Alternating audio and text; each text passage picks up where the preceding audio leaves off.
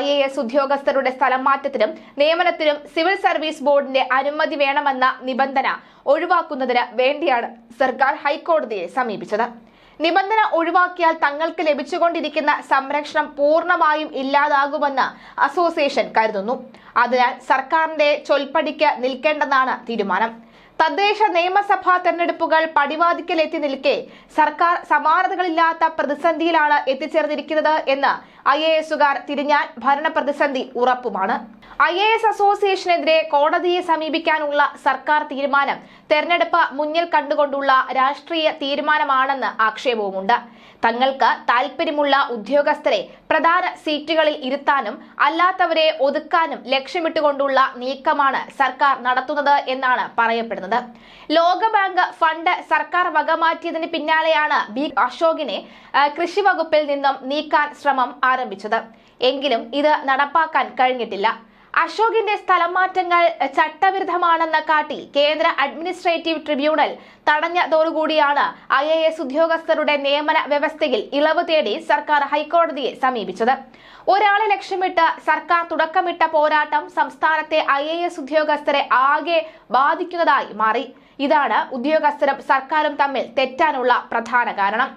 IAS അസോസിയേഷനെ എതിർകക്ഷിയാക്കിയതാണ് ഹൈക്കോടതിയിൽ ഹർജി നൽകിയിരിക്കുന്നത്. ഉദ്യോഗസ്ഥരെ സ്ഥലം മാറ്റാനും നിയമിക്കാനും ബോർഡിന്റെ അനുമതി വേണമെന്ന് 2014 IAS കേഡർ ഭേദഗതി ചട്ടത്തിൽ വ്യക്തമാക്കിയിട്ടുണ്ട്. അതേ വർഷം ഇറങ്ങിയ ഉത്തരവിൽ സംസ്ഥാന സർക്കാരും ഇക്കാര്യം അംഗീകരിച്ചു.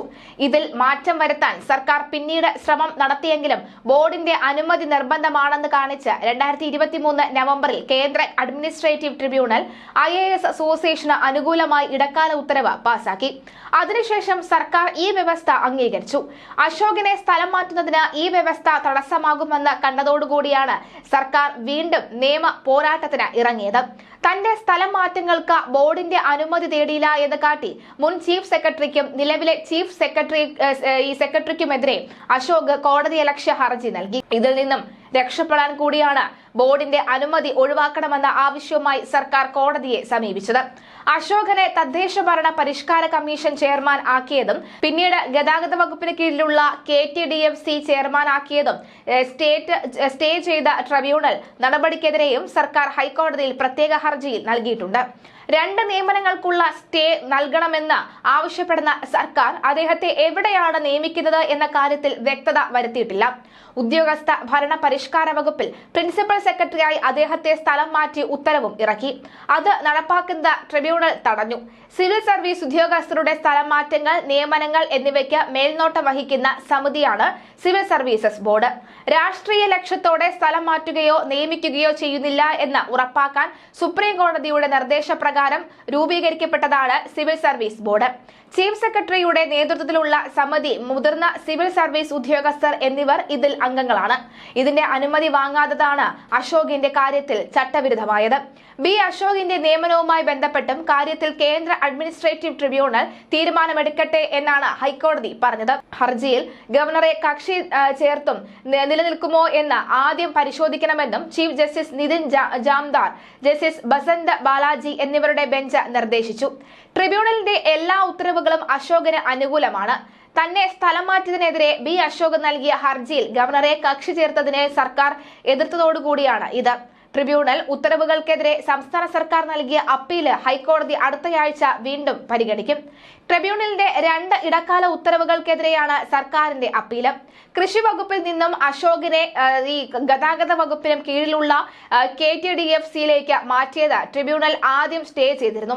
പിന്നീട് കൃഷി വകുപ്പിൽ നിന്ന് മുഖ്യമന്ത്രിയുടെ കീഴിലുള്ള പേഴ്സണൽ ആൻഡ് അഡ്മിനിസ്ട്രേഷൻ വകുപ്പിലേക്ക് നിയമിച്ചെങ്കിലും ഉത്തരവ് നടപ്പാക്കുന്നത് ട്രിബ്യൂണൽ വീണ്ടും തടഞ്ഞു. ഇത് ചോദ്യം ചെയ്ത സംസ്ഥാന സർക്കാർ ഹൈക്കോടതിയെ സമീപിക്കുകയായിരുന്നു. നിയമനങ്ങളിൽ ട്രിബ്യൂണൽ ഇടപെട്ട് അധികാര പരിധി കടന്നു എന്നാണ് വാദം. തുടർന്ന് ഗവർണറെ കക്ഷി ചേർത്ത നടപടി നിലനിൽക്കുമോ എന്ന് പരിശോധിക്കാൻ ട്രിബ്യൂണലിന് ഹൈക്കോടതി നിർദ്ദേശം നൽകി. ഇതിനുശേഷം B അശോകിന്റെ നിയമനവുമായി ബന്ധപ്പെട്ട പരാതി പരിശോധിക്കാനും കോടതി നിർദ്ദേശിച്ചു. അതായത് ഇതിലും സർക്കാർ തോൽക്കുമെന്ന് ചുരുക്കം. നയപരമായ കാര്യങ്ങൾ മാത്രമാണ് സർക്കാരിന് തീരുമാനിക്കാനാവുക. എന്നാൽ തീരുമാനങ്ങൾ നടപ്പിലാക്കേണ്ടത് സർക്കാർ ഉദ്യോഗസ്ഥരാണ്, അതും സിവിൽ സർവീസ് ഉദ്യോഗസ്ഥർ. അവർ ഇടഞ്ഞു നിന്നാൽ ദൈനംദിന പ്രശ്നങ്ങൾ പോലും അവതാളത്തിലാകും. പലപ്പോഴും വകുപ്പ് സെക്രട്ടറിമാരുടെ തീരുമാനങ്ങളാണ് മന്ത്രിമാർ പോലും അനുവദിക്കാറുള്ളത്. മന്ത്രിമാർ ചർച്ച നടത്തുന്നതും വകുപ്പ് സെക്രട്ടറിമാരോടാണ്. ഇടതുപക്ഷത്തിന് ഉദ്യോഗസ്ഥലത്തിൽ വമ്പിച്ച പ്രാതിനിധ്യം ഉണ്ടെങ്കിലും സിവിൽ സർവീസ് ഉദ്യോഗസ്ഥന്മാരുടെ തീരുമാനങ്ങളാണ് പലപ്പോഴും നടപ്പിലാക്കാറുള്ളത്. മുഖ്യമന്ത്രിയുടെ കാര്യത്തിലും സ്ഥിതി വിഭിന്നമല്ല. ആഭ്യന്തരം ഉൾപ്പെടെയുള്ള വകുപ്പുകളിൽ പലപ്പോഴും തീരുമാനങ്ങൾ ഉണ്ടാവുന്നത് സിവിൽ സർവീസ് തലത്തിലാണ്. അത്തരം തീരുമാനങ്ങൾക്ക് മുഖ്യമന്ത്രിയോ മന്ത്രിമാരോ അംഗീകാരം കൊടുക്കാറാണ് പതിവ്. UDF കാലത്തെ ഭരണാധിപന്മാർ IAS-കാരെ മാത്രം ആശ്രയിച്ച് തീരുമാനങ്ങൾ എടുക്കുന്നവരായിരുന്നില്ല. അവർക്ക് സ്വതന്ത്രമായ തീരുമാനങ്ങൾ ഉണ്ടായിരുന്നു. എന്നാൽ ഭരണ പരിചയം കുറഞ്ഞ ഇടതുമന്ത്രിമാർ IAS-കാരെ കൂടുതൽ ആശ്രയിക്കുന്നവരാണ്. മുമ്പ് മുഖ്യമന്ത്രിയെക്കുറിച്ച് അദ്ദേഹത്തിന്റെ സെക്രട്ടറി ആയിരുന്ന M. ശിവശങ്കർ പറഞ്ഞത് ഇതുമായി കൂട്ടി വായിക്കണം. തെരഞ്ഞെടുപ്പ് അടുത്തു വരുമ്പോൾ IAS-കാർ കളം മാറ്റി ചവിട്ടുന്നത് പതിവാണ്. ഇലക്ഷൻ കാലത്താണ് ഭരണാധികാരികൾ വഴിവിട്ട തീരുമാനങ്ങൾ എടുക്കാൻ IAS-കാരെ സാധാരണഗതിയിൽ നിർബന്ധിക്കാറുള്ളത്. അതുകൊണ്ട് തന്നെ പരിചയസമ്പന്നരായ ഉദ്യോഗസ്ഥർ ഒരു സർക്കാരിന്റെ അവസാന കാലത്ത് ഫയലുകളിൽ ക്വറികൾ എഴുതുന്നത് വർദ്ധിക്കും. മാത്രമല്ല മന്ത്രിമാർ ആവശ്യപ്പെടുന്ന കാര്യങ്ങൾക്കൊക്കെ മുഖവും തിരിക്കും. വിവിധ സ്ഥാപനങ്ങളിൽ 10 വർഷത്തിലേറെ സർവീസ് ഉള്ളവരെ സ്ഥിരപ്പെടുത്താനുള്ള സർക്കാർ തീരുമാനം പോലും നടക്കാനുള്ള സാധ്യത കുറവാണ്. IAS-കാരെ ഉടക്കിക്കൊണ്ട് ഇത്തരം ഒരു തീരുമാനം എടുക്കാനും കഴിയില്ല. IAS ഉദ്യോഗസ്ഥർ ചേരി തിരിഞ്ഞു നിൽക്കുമ്പോൾ ഫലപ്രദമായി ഇടപെടാത്ത സർക്കാർ സ്ഥിതി സങ്കീർണമാവുകയാണ്. Chief secretary A. ജയതിലകും കൃഷി വകുപ്പ് മുൻ സ്പെഷ്യൽ സെക്രട്ടറി N. പ്രശാന്തും തമ്മിലുള്ള പോര് മാസങ്ങളായി തുടരുകയാണ്. ജയതിലകിനെ സമൂഹ മാധ്യമങ്ങളിലൂടെ അധിക്ഷേപിച്ചതിന്റെ പേരിൽ കഴിഞ്ഞ നവംബറിൽ പ്രശാന്തിനെ സസ്പെൻഡ് ചെയ്തിരുന്നു. 6 മാസമെന്ന സ്വാഭാവിക കാലാവധി പിന്നിട്ടിട്ടും സസ്പെൻഷൻ പിൻവലിക്കാത്തതിന് പിന്നിൽ ജയതിലക് ആണ് എന്ന നിലപാടിലാണ് പ്രശാന്ത്.